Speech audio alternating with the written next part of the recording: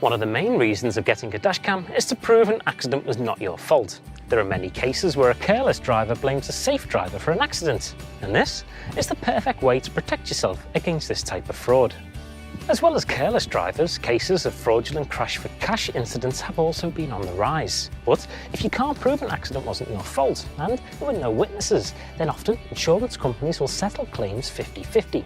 This means both parties lose their no claims bonus and end up with higher insurance costs.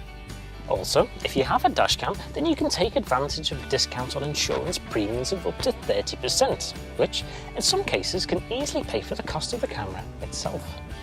If you are ever unfortunate enough to be in an accident, rather than standing in the road, taking notes and having to worry that you've written down all the right number plates and street names, etc., having a dashcam means that you can concentrate on your family in the vehicle.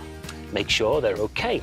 Of course, you'll still need to exchange details with other parties, but it is much easier knowing you have proof of exactly what happened. There have already been many cases where dashcam footage has been used to convict dangerous drivers. Having footage that can be used in court is a fantastic tool to make our roads safer.